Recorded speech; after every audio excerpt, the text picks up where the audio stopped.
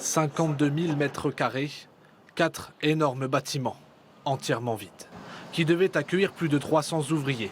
Pourtant, à quelques mois du lancement de la production, Huawei ne répond plus. Un projet titanesque, 300 millions d'euros investis, puis rien. Pourtant, cette usine devait être la première en dehors du territoire chinois.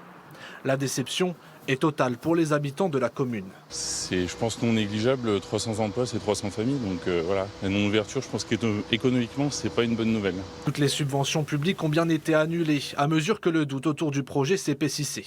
Retard dans les travaux, surtout aucune campagne de recrutement. Cette buraliste faisait partie des candidats intéressés. J'avais entendu un moment qu'il parlait d'un conteneur. Il fallait déposer les CV là-bas, mais j'ai jamais vu trouver quelque chose.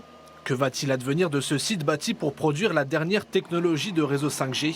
Le député de la circonscription attend des réponses claires de la part de Huawei. Toutes les options sont sur la table. Soit effectivement ils gardent le site, ils mettent de la production, sachant que sur les antennes 4G, 5G, comme dit économiquement, ça paraît assez peu viable. Sinon la possibilité, éventuellement la cession du site. L'avenir de Huawei en Europe est incertain. Soupçonné d'être un espion au service du régime chinois par les élus d'opposition de la région, c'est peut-être son installation près d'un centre de renseignement militaire qui pourrait avoir raison de son site français.